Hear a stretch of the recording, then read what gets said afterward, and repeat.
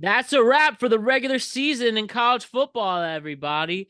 So now is when things get even more exciting. This is a week 14 conversation. This is a week 14 productive conversation about college football. The regular season comes to a close.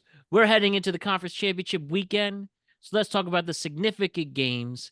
Let's preview and make picks for your conference championship games coming Hmm. on this weekend, and also some coaching changes that definitely make an impact. So let's talk all things college football in this important, productive conversation about it.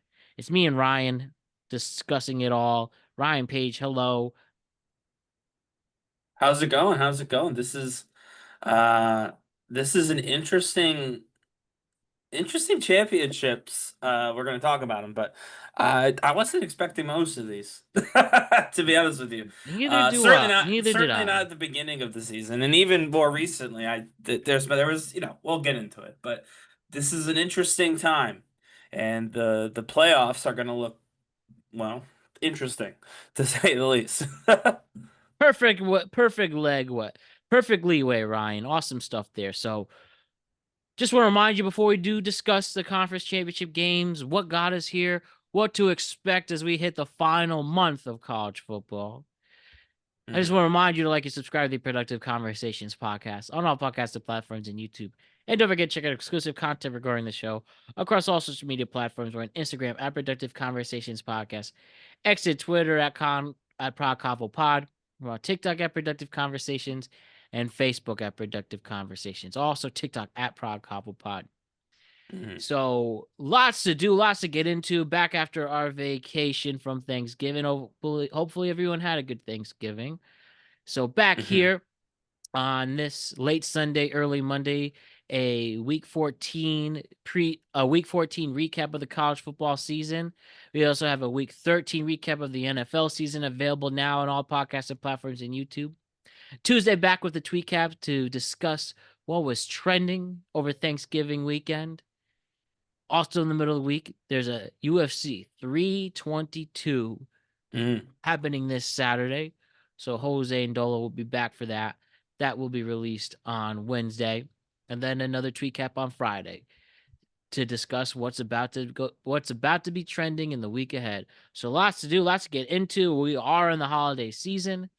So one of the best things about the holiday season is now the college football playoff. And let's get into it and let's talk the big picture here in college football. All right, Ryan, before we begin to discuss the conference championships, why don't we quickly take a look at the let's take a look at the polls for college football. Let's look at what's happening in the rankings. Mhm. This includes Ohio State, Indiana, Georgia, and Oregon as your top four. The fifth ranked Texas Tech Mhm. is So yes, that's your top five: Ohio State, Indiana, Georgia, Oregon, Texas Tech. Ohio State and Indiana pulled off perfect regular seasons. Mhm. Some other notable ranked teams: Ole Miss is at number 6, and Texas A&M went to 7 after Yeah. Texas's loss. Texas A&M's lost to Texas, and I think those are the significant ones there. Before we talk about the big picture and who's actually playing in the conference championship this weekend. Mhm. But how do you feel from those top 7? Especially the big one, I think, was Texas Tech. Now at number 5, the highest ranking they've had since 2008. I mean, yeah, it's nobody would have guessed that the best team in Texas in college football, at least according to the AP, would be Texas Tech at the start of this year. But here we are, and I mean, well deserved. They're definitely one of, they're a top team. They play like a top team. I know they're Big 12, but they're still playing at a very high level. Um, it's gotta suck to be A&M, man. I don't even know how to describe how horrible it must be to be Texas A&M right now. You were riding high. You were one game away from I thought an easy SEC conference title at the bare minimum. Um, Obviously, there's this doesn't stop them from maybe making a run for the national title, of course, but wow. They were one away from that perfect record, and I'll be honest, a perfect record in the SEC, they're gonna count that more than they would even in the Big Ten. I don't know if they should, but they do, and they messed it up. I can't believe it. So I don't want to be Texas A&M, even though they'll probably still make the playoffs, just with the one loss because they were on the precipice of something really great. And again, I would love to be Texas Tech. They're probably looking at a bye in the I know they're number 5 right now, but they're going to get one more game, a game that they very easily could win, and a win in that game could even put them ahead of Oregon, who will not be playing in a championship game, whereas Ohio, Indiana, and Georgia will be. Um, and so they could end up with a bye, Texas Tech, with a win over BYU this coming week, and that I mean, that's pretty good, to be honest with you. For a team that hasn't been here since 2000, hasn't been ranked, you said, since 2000, or top 5 ranked, sorry, since 2008, Yep, to highest ranking. Yep. to have that rank and be, probably a game away from home field advantage in one of the top 4 bowl games in the college football playoff. Not bad. No, it's not. So I think this is a good transition to now talk about the conference championship games, Mhm, which will be discussed in full next week, including your final college football, including your college football playoff bracket. So mhm, we'll get into that next week. Don't you worry. But why don't we hit the significant ones? And I want to hit on 3 major ones. mhm, So number 1, why don't mhm, we talk about the Big Ten Championship? The 2025 Big Ten Championship in football will be played excuse me. The Big Ten Championship this year will be Ohio State versus Indiana. Number 1 versus number 2. Talk to mhm. me what you think about this game so far, Ryan. An Ohio State team, reigning national champions. Some felt they coasted, only had a few games where they were really tested, but they're here. And an Indiana team that's undefeated, that got to this place, stayed undefeated in their conference as well. A school known for their basketball now could be a conference champion in the Big Ten in football. This is pretty Yeah. big stuff right here. This game will also be played in Indianapolis at the field house where the Colts play. So there Mhm, is a home field advantage, obviously, home state advantage. This is mhm. going to be some game. Let me, while you give me your quick thoughts, let me just see. There should be a spread here, really quick, just to see how the experts see it at this moment. About a week It's dead before the even. game, the Big Ten championship, we have Ohio State opening as a -5.5 point favorite. Yeah. I mean, I'm looking at the matchup predictor on ESPN, and it's pretty much dead even. This is gonna be this is gonna be a very, very By the important way, game. Saturday night, 8 o'clock. I should mention that's Yes, where it will be. yes. Do Lucas Oil, like you said, do watch this game, 8 p.m. It's on Fox. Um, Yes, and the reason I on say this is going Fox. to be important is because both of these teams are being dogged, usually by lesser quality opponents from a more southern conference, for not having a particularly tough schedule. And there's some merit to that. I just checked. Indiana has 2 ranked wins, Ohio State 3. Um, but they are consistently the number 1 and number 2 ranked teams, or there are certainly top 5 ranked teams all season. Indiana has a Heisman contender in their quarterback. So does Ohio State, if we're being completely honest. Um, but I'm going to say this. I'm looking at Illinois right now. Both these teams played Illinois. Both Mm-hmm. these teams played, I'll say, a ranked Illinois. So Indiana beat Illinois when they were ranked 9. Ohio State beat Illinois when they were ranked 17. The reason they went from 9 to 17, of course, was the absolute ass kicking that they received from Indiana. So if you look at that common game that they share of a ranked in conference opponent, I gotta think that there might actually be an Indiana advantage here. You add that to the fact that this is gonna be at Lucas Oil. Um, and I mean, they need this so much worse more than Ohio State does. Um, the conversation around Indiana for 2 years straight now has been that they are a fraudulent program, and an Ohio State win in a Big Ten championship this year. I mean, this is the turnaround is incredible, right? Kurt Signetti took a team that was nothing, and to turn them in a couple years' time, a few years' time, into this, a Big Ten champion, makes every single penny that they spent on this guy worth it. So they've got all the pressure, I think. I think that's fair to say. But I do think they might have the edge. I really do. I think this is their year, the Big Ten. I don't know if it's going to be all the way. Like I said, I definitely have some concerns about their overall style of play, as compared to some of the other teams that play a more aggressive style. Whereas Indiana is certainly a little bit more, their offense rests in the pocket and all that.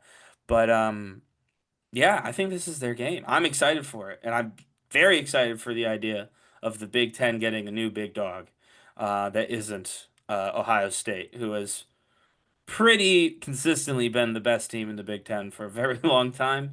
I mean, obviously, Oregon and Penn State are both teams that constantly kind of get put into that conversation.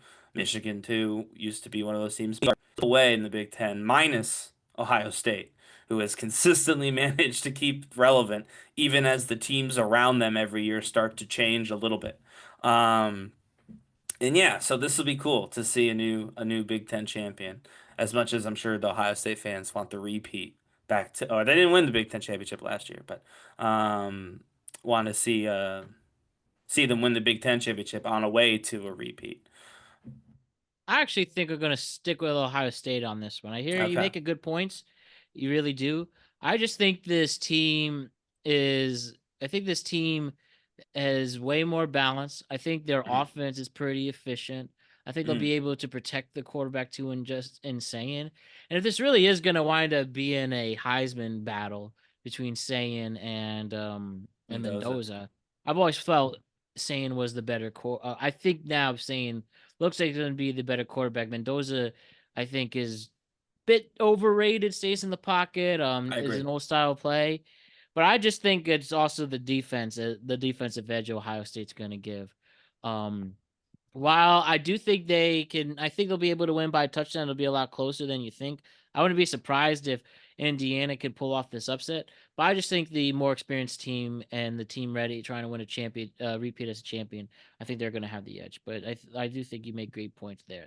And just real quick, to your point, looking at the breakdown, the box scores here, when you look at season leaders, every single category, Ohio is beating Indiana. Passing Yeah. yards, rushing yards, receiving yards, sacks, tackles, like everything, offense, defense that you could possibly look at. Ohio State is the better team. Statistically on paper, Ohio State's the better team.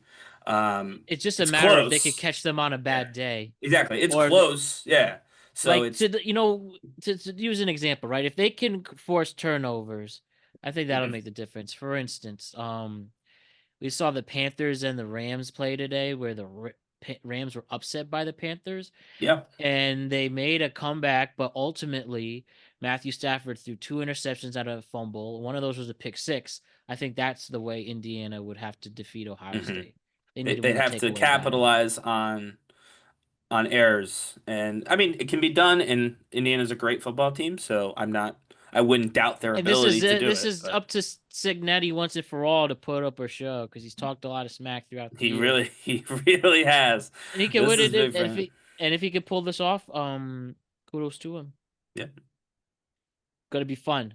Let's go with the SEC. I think that'll be our main focus. The big three to focus: Big Ten, SEC, Big 12. The hmm other ones we'll talk a little more Briefly. abbreviated. Yeah. But the SEC championship will include this year. The game will be on ABC at 4 p.m. The SEC championship will be Georgia versus Alabama. Right now, the spread is Georgia at a slim minus 2.5 points. I'll start with this one. I Yeah, go for think it. Georgia will actually get this one.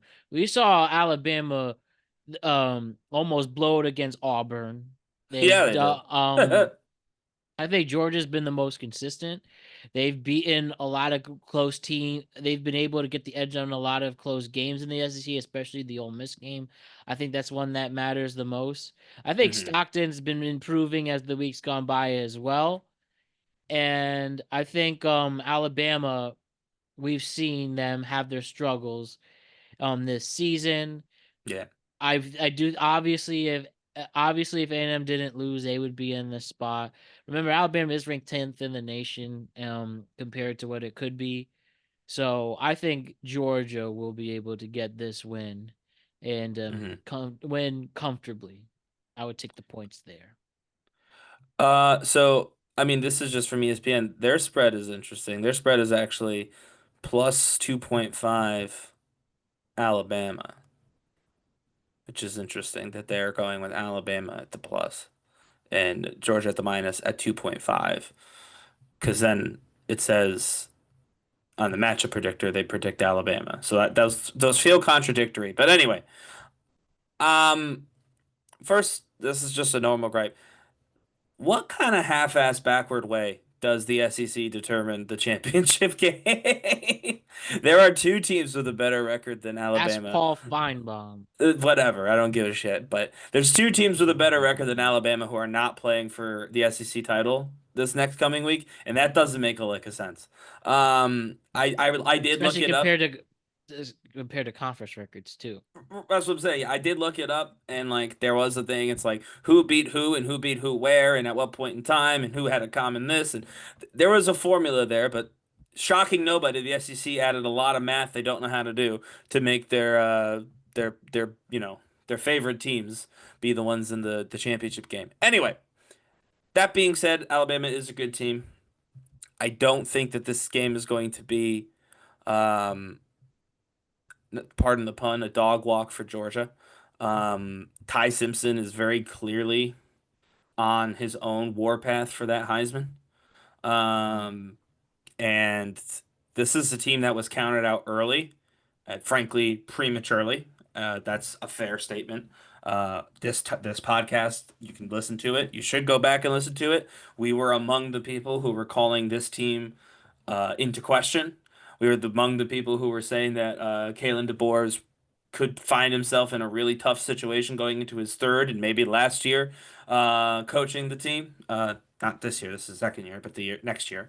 And so, yeah, they've definitely surpassed everybody's early season expectation for where they would be.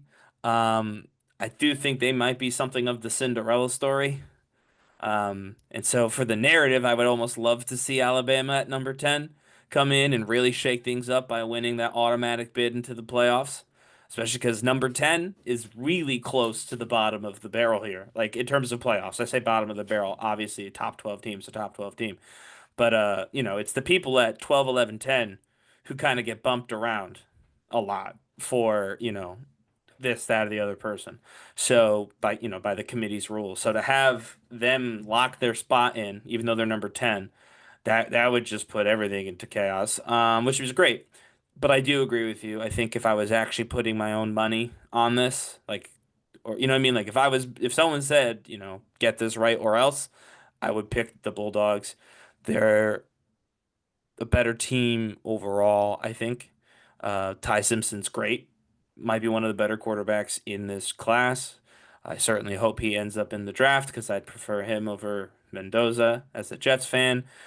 But I think the overall team, like take them all together, the Bulldogs are a better team. So, Okay, excellent. Well, we're on the same page on that one. hmm. Cody Rhodes will be happy there. So, Go speaking Bulldogs. of, we'll see which WWE superstar is going to give the Big 12 championship to the following player. They're going to play on high noon at ABC, the Big 12 championship in Arlington, Texas. By the way, the first game I failed to mention, Georgia will also have home field advantage. They're going to play at Atlanta, where the Falcons Then play I, Mercedes Benz. This will be Arlington, Texas, where the Cowboys play, and it's going to be BYU versus Texas Tech for the no, yeah, yep. sorry, it's going to be BYU versus Texas Tech for the Big 12 championship. Right now, your favorite is Texas Tech. They're a minus Mhm. 13.5 point favorite. Where's BYU? I mean, this one's interesting because they've played already. Um, like somewhat recently too. I think it was a month ago. It was like early November. So they're now playing early December again. Um, BYU took a loss, a pretty bad loss actually, in this game against Tech, 29-7. Um, so you have to kind of put Tech in as the favorite. Um, I believe that you got to look at what happened on the field first and foremost, and what happened on the field was pretty simply they got outplayed by Texas Tech. They scored exactly one score against Tech. It didn't come until the fourth quarter as well. So they went completely no answer for Tech for 3 quarters, and then finally they managed to squeak off in the fourth a touchdown. To me, that is indicative of we know who the better team is. Obviously, any game, yeah, any game, you don't want to count anybody out at this level, but it would be a substantial upset if Texas Tech lost this football game. Wouldn't Yeah. that be something? Do you really think BYU has any chance whatsoever? Again, you don't want to say no because anything can happen, obviously, but no. I don't. I think that the reality here is that BYU is not as good as Texas Tech is. BYU might be the second best team in the Big 12. They might be factually the 11th best team in college football overall right now, which is what their position is in the top 25. That's again, no criticism of the BYU football team, but factually we saw, I think, pretty clearly a month ago, especially because it's a month ago. It's one thing of like, you know, if there's a God, we're gonna get Miami versus Notre Dame somehow in the first round of the playoffs. I know we're not, but because that would be incredible. Um, but at least you could have that argument of that was the first week of the season rather. Like these are different teams with different players and different experiences now. Yep. But November 9th or 10th or whatever that game was, BYU versus Texas Tech, that was the same we're recording this now in November. That happened this month. Just about, pretty much. It's technically even Yeah. December. Well, that's what I'm saying. But I'm saying right now as we But record, the yeah, game's going to be in December, but it's basically a month apart. And so nothing changed that dramatically in a month. A month is 4 weeks.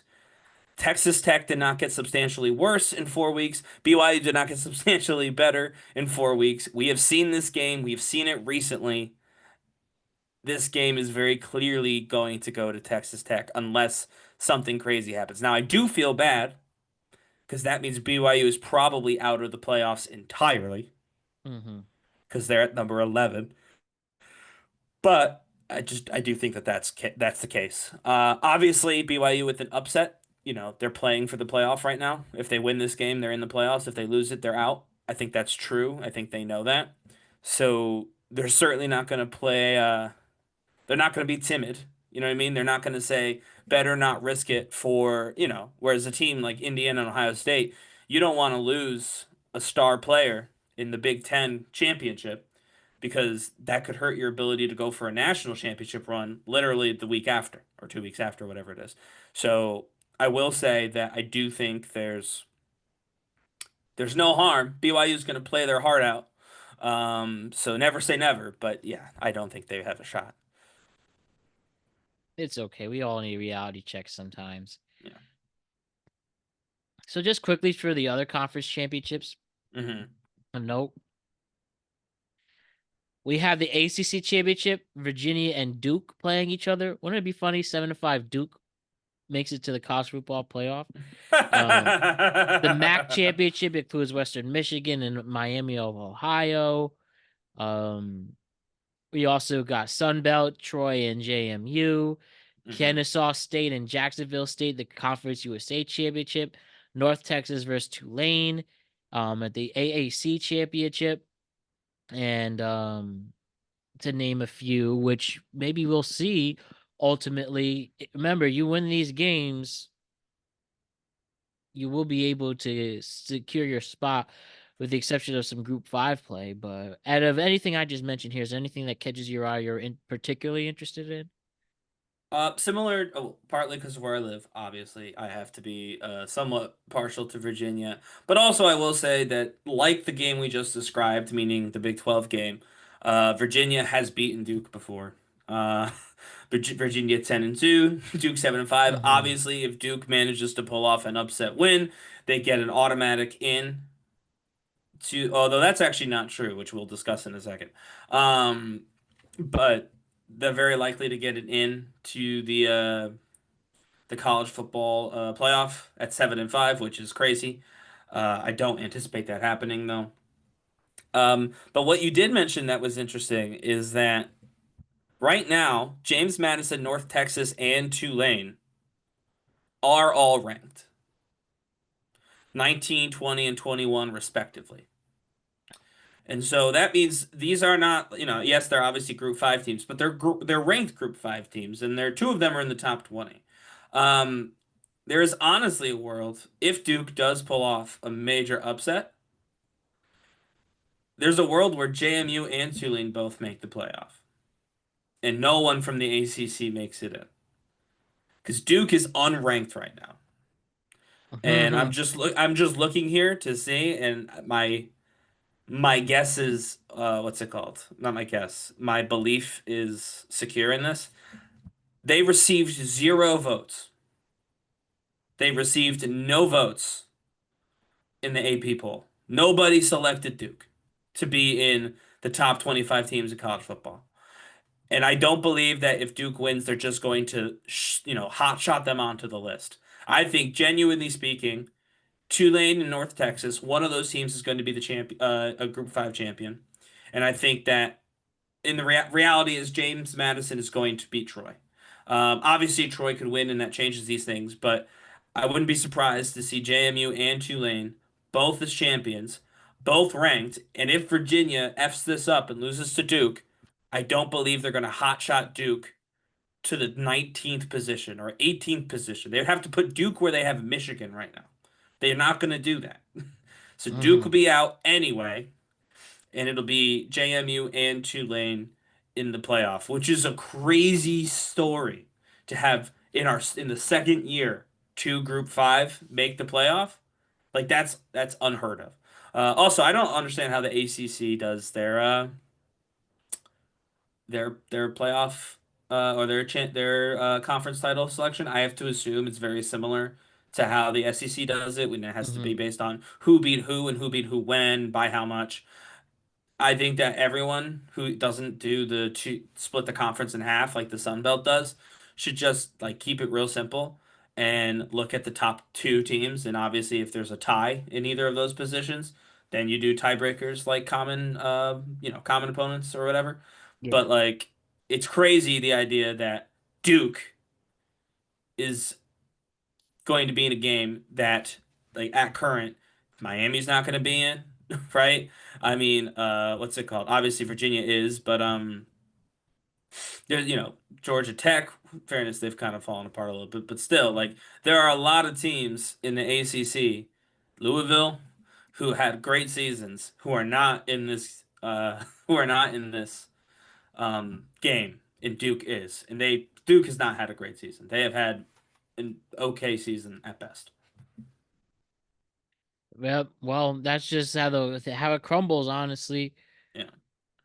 I hope we do get the Duke upset though, just for that reason. Obviously, I'm rooting for Virginia, got to, but the idea that a Big Four or Power Four champion doesn't make it into the college football playoff because they're not ranked when they win it is really funny to me. Um, and yeah, I hope it happens because It'll do something. I don't know what, but it'll change something. So Ryan, Yes. transitioning from there, we had a lot of coaches, as with every end of a regular season in every sport, Hmm. college or pros, we have coaching changes. We've seen a lot of coaching changes, especially SEC.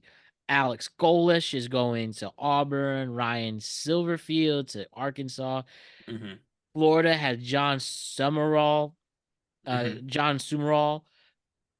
Obviously, the big one, getting plenty of headlines, is Louisiana State University signing Lane Kiffin off of coaching Ole Miss, right? Hmm. Lane Kiffin is going to Lane Lane Kiffin is going from Ole Miss to LSU, and Ole Miss is going to hire Pete Golding for all who are interested. Hmm. But let's break it down really quick.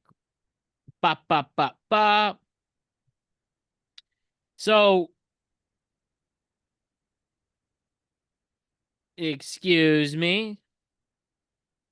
Lane Kiffin has officially accepted the head coaching job at LSU after leading the Ole Miss Rebels to an 11-win season.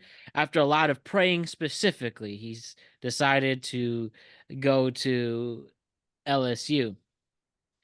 He won't coach them in the upcoming college football playoff if they so make it. Um, which is again really strange that happened. The contract reportedly is around 7 years, making him one of the highest paid coaches in college football. But yeah, dude, LSU poaching Ole Miss's Lane Kiffin away. Now, a lot of people feel that this is a little bit strange. This is a bit much. I texted you, I won't put it on here, Hmm. but Hmm. the Hmm. reaction of them returning home and him getting a lot of boos, which honestly, rightfully so, I'd be upset if I was Mississippi, even though you have to understand when somebody has to do something for their kids and for their family. You got to do what you have to do to get um, as much income as possible to support your family. So, having said that, at the same time, um, listen, one reality we have to understand is that some schools are better suited to win national championships. Like Ryan, wouldn't it be nice if Duke somehow won the national championship, won 3 rounds of, won 2 to 3 rounds of college football games, and then actually win the national title? That's not easy in football specifically. We've seen Hmm. weird stuff happen in like basketball and stuff, but this is very tightly knit. And he is going to a school that has better resources for a national championship, has more money into it, has a state that produces a lot of major talent in Louisiana. It makes sense on a football standpoint to go there. And sure, a lot of people feel that he hasn't really done much in the pros or in college. He has won a few championships as coordinators, but as a head coach, nothing really major to stick out, despite this 11-win season. Having said that, I don't think the committee is going to wind up putting Ole Miss in. I mean, maybe they do, but probably not. You Or don't do you think Ole think Miss they is will? making the playoff? No, I think they do. I'm just wondering if, Yeah. with the committee, with all this, where they just, with this politicking coming in, because you really don't know deep down how they decide all this stuff. They just, after the last snap of the final game, just put all these people in a room. This is how they decide. Yeah. If Ole Due to Miss quality doesn't, wins and due to quality wins and yeah, all of that. Like, remember Florida State a couple years ago I when it was a do. 14 playoff and they just straight up didn't put them in? Yeah. So if, I'll say this now: if Ole Miss doesn't make it into the college football playoff this year, then whatever lawsuit, and you know me, I find all of these Republican governors who care about sports more than, people to be kind of annoying. I'll support whatever the governor of Mississippi does about that because that's bullshit. I mean, there's no way around that. That's absolute horseshit. Ole Miss has like one loss this entire year. They are an SEC team. As we all know, it just means more down there. And so they're number 6 right now in the last AP ranking. It's one thing if you're on the bubble to bump them for somebody that you think would be a better matchup. To take somebody from the 6th spot, it bumped them completely out of college football playoffs. without them playing either. That's not even like they're going to lose the SEC title game and they can be like, "Oh, well, they lost," and send them away. They're not playing. They're going to be 11-1 when it's time to pick. Um, and you're going to have teams like Oklahoma, Alabama, uh, Notre Dame. These are two lost teams in. We know that they're going to be in. There's no way to do that. You have a point about LSU from a money in standpoint. LSU is the only major university in Louisiana, state university in Louisiana. So the entire state of Louisiana, for all that is worth, take your pick as to whether you think they are a wealthy state or not. But the entire state sends its educational resources predominantly to LSU. Mississippi obviously has to share because they've got Ole Miss, but they also have Mississippi State, two bigger schools, two bigger programs. They have to split their resources equally to some extent. Um, and so that does change the the amount of money they can get in from the government essentially. But he was making what, 9 million a year, 2.6 million eligible in bonuses. Obviously this year was going to be an eligibility. I don't believe for a second that he's moving to a team that is closer to winning a national title than Ole Miss is. Um, Especially with him as coach. Don't get me wrong. Next year, the new coach is going to be given absolutely no benefit of the doubt. The new coach is going to be a new coach, and yes, he is in a program that doesn't have the same, you know, oomph, Mhm. right? The same name because he's at Ole Miss, which, by the way, is still a reputable college football school. No one is like, oh, I played college football at Ole Miss. Oh, that scrub school? It's an SEC team, and it's one of the better known ones. So, like, it's not like Eli it's a Manning nobody played thing. there. Yeah, it's not a nobody team. But it is an LSU. That's true. Um, and so next year they're screwed for sure because he's not there. But Lane Kiffin, he's brash, he's cocky. Frankly, he's a bit of a dick, but he's a Yeah, you good saw him go. football. You saw him go up to that reporter, that Yeah, Mississippi reporter. I did. Hilarious. He's a decent coach. He's a presence. He can politic pretty well. Um, and to me, all he's really done is gone to a worse team. Not to be mean to LSU. He's gone to a team that factually is not as good as his current team. A few of the better players are leaving LSU either because they are leaving college football because they're old men now, or because they've left LSU for being a bad team this year. He's getting a worse team. I don't know why he would make this decision, other than maybe he just likes LSU better. I know his daughter goes to LSU, if I'm not mistaken. So maybe Oh there's yeah, I didn't know that. that. Yeah, his daughter goes to LSU, so maybe that's where they want to be. They want to live there, be closer to her while she goes to school. I don't know the full details around it, but other than personal family reasons, I see no benefit to this move. None. I wouldn't even call this a lateral. I do believe this is a step backward. Maybe not a And he won't be long-term coaching step in that. backward. He will not be coaching the playoff. No, and what's his Isn't it name? crazy? Have you heard some people who are like, "Why doesn't he do both?" Which is ridiculous. They won't let Use him. your head. LSU, it was, LSU, Ole Miss has already said that he's out, that he's not in. If he's And not good for in, he's them, not in. I honestly. agree. What I Even don't Kirk want Herbstreit said he should do both, which is no. weird. Now, I don't want for the sake of the players. I do not want the committee to make the decision. Oh, well, Lane Kiffin is gone, so we can't treat them like they're the number 6 team in college football, and we Right, can which is just what I was throw referring them to. away. Again, if they do that, that to me is an absolute injustice because Lane Kiffin's a good coach. He has not thrown a single touchdown pass. He has not made a single sack. He has not recovered any fumbles. He's not run for a first down. The team has done that. They're the sixth best team. They're the sixth best team in college football as of the end of this last week, the last week in the regular season. They deserve a spot in the playoffs. And if this Golden guy can, make a run, with a brand new team that he's been the assistant coach, but still, if he can make a run with this team, then good on him. Honestly, I hope he does. Make Lane Kiffin look like a fucking bell end, and it'll make it so that the college football committees, the various committees, can't just throw Ole Miss under the rug because their hotshot coach went to one of the big brand schools. I hear that, dude. I think it'll end ugly. Yeah, The Brian probably. Kelly the Brian Kelly stuff was a disaster, and I'm sorry, all the extra prayers. As much as I advocate for that, I don't think it's gonna work. It's just a bad look. He should have just waited what, a month at most to make this decision. I mean, clearly LSU had someone else in mind too. I think we can be honest about that.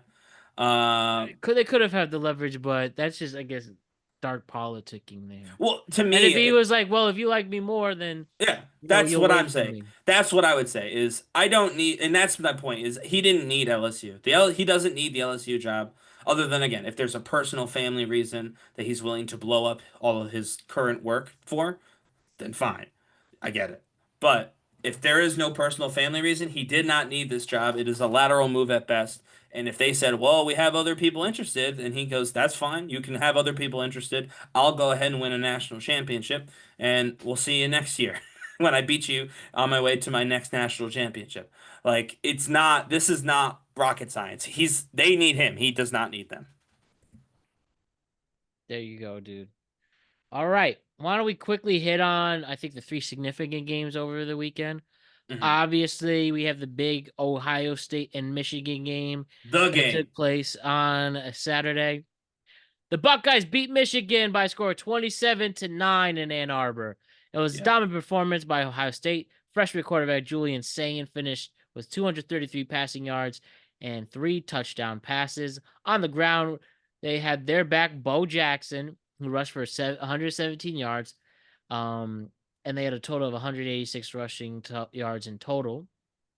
Michigan's offense was shackled, only 163 total yards, just Mhm. 24 rushing attempts for 100 yards, and only 63 yards in the air. Michigan failed to score a single touchdown, only scoring by 3 field goals, and it's the first time they've been held without a touchdown by Ohio State since 2014. Um, so pretty handily there. No chance whatsoever. Ohio State gets their big win back because they lost Yeah. last year, I believe. So Hmm. needed that revenge, and they did Oh it. yeah, they've lost the last four or something, right? Yeah. Yeah, Ohio State's lost this game a few times now. Um, yeah, I mean it was I won't say it's a good game. It was a game. But Hmm.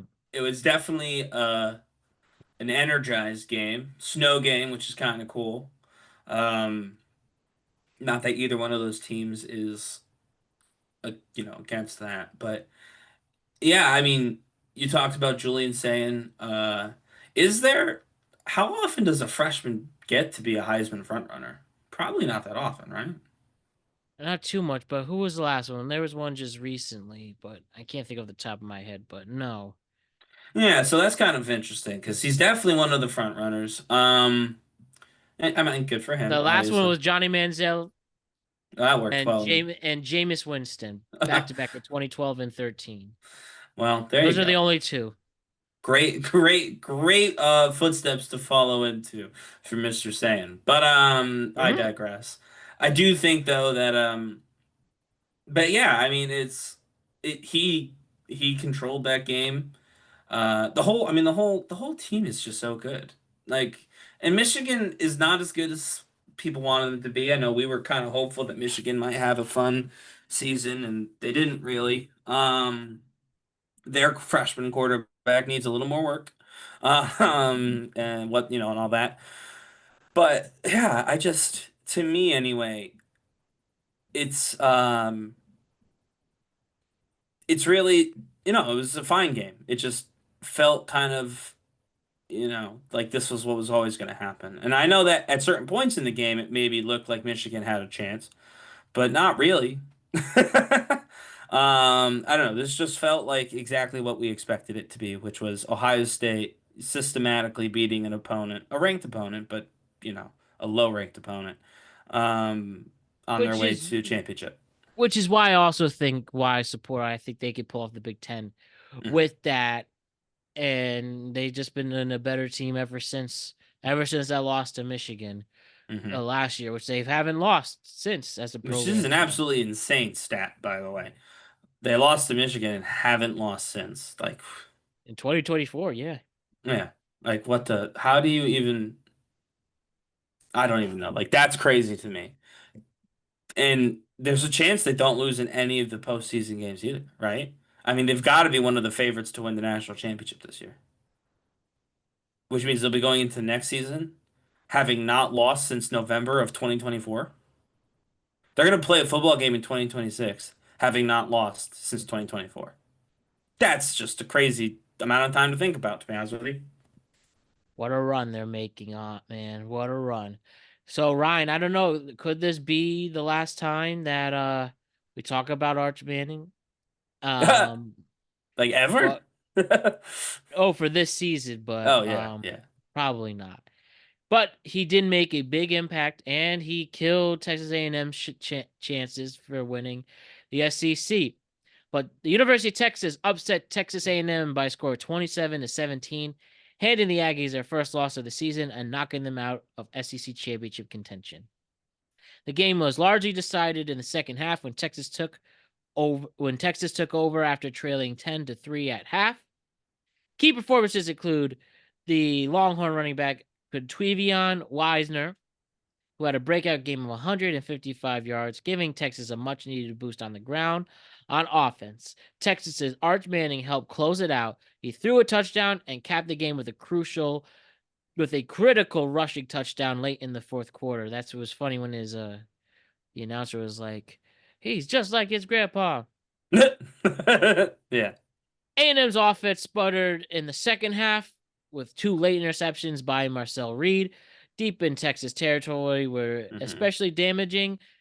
For Texas A&M, this loss likely cost them a shot at the SEC championship, a major blow after going through most of the season undefeated. And for Texas at 9-3, this win bolsters their resume heading into bowl selections, potentially a playoff push, maybe depending how the committee weighs their season and schedule. The second half surge in rivalry makes this a strong statement win, though. It is a strong statement, Lynn. That's just a fact. So, I having agree. said that, Ryan, for the politicking, for the media, shit, I want to be surprised if ESPN's like, you know what, put Arch in, They already are. They've and then already done it. Yeah. It's already and started. if you think that Texas will be at like an 11th or 12th seed, could I'll this tell you happen? what, and now they have in the past, and I do, and I'm being serious about this. They have in the past, like last year, made the basically they made the precedent that if you lose your championship game, it's not the end of the world. That's what happened with SMU.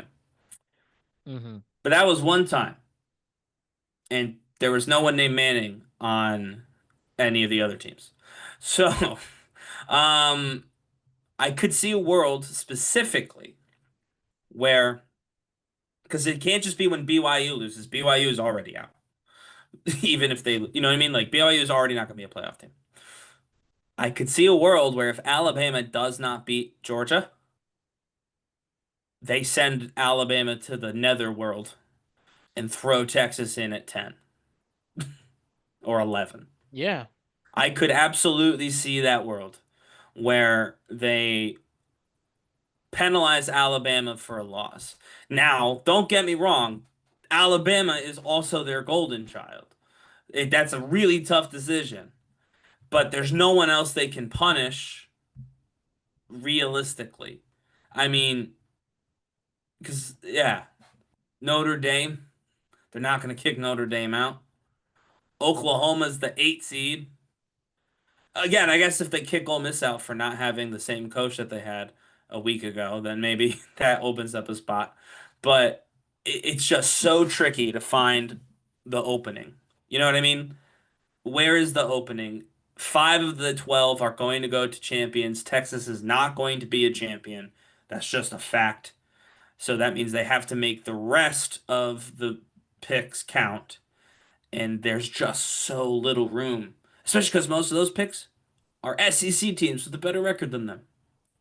Because the SEC most of the ranked teams are in the SEC. That's what they do. They rank the SEC teams because the SEC teams play each other, and the SEC they're all ranked, and that means they all have ranked games, and that means they all have ranked wins, and so they all get to stay ranked. It's a bit of a Mm-hmm. it's a bit of a scheme, but it does mean it's really hard now to try and move Texas in. Because again, who are they replacing? There's no one. Well, they're gonna Um, make up something for it.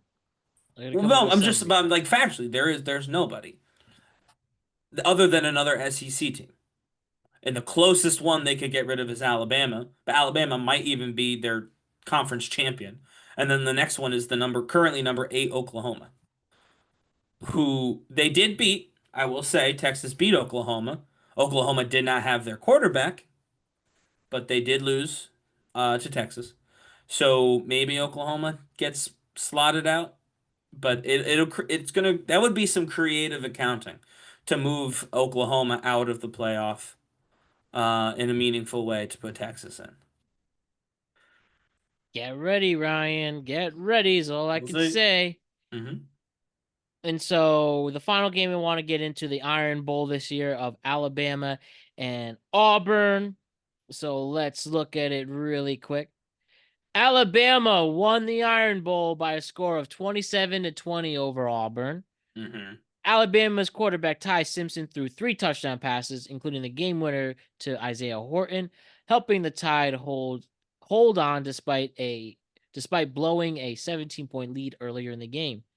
The win locks in Alabama's place in the conference picture, and they will play for the SEC title, as mentioned before.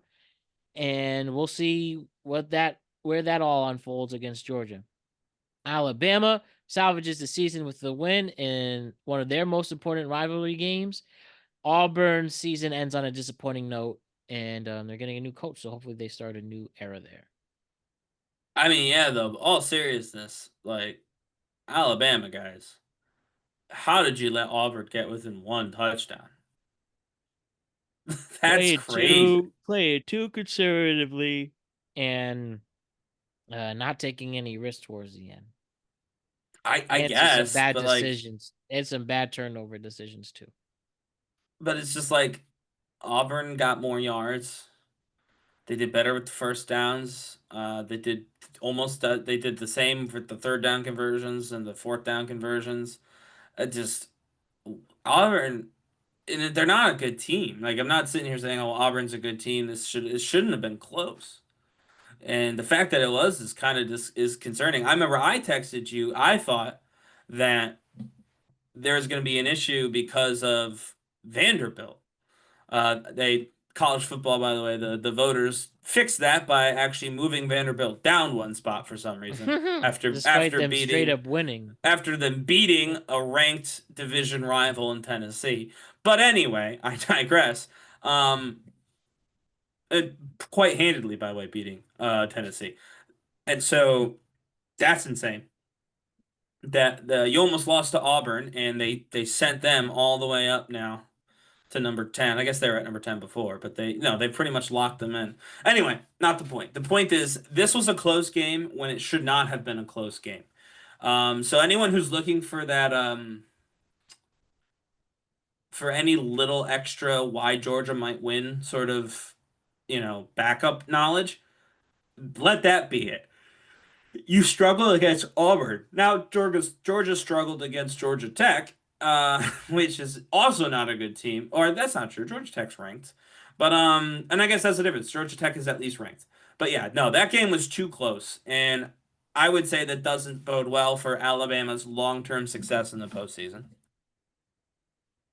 I tend to agree with that as well, Ryan. Why don't we now just quickly hit on the Heisman race one last time before we go? Hmm.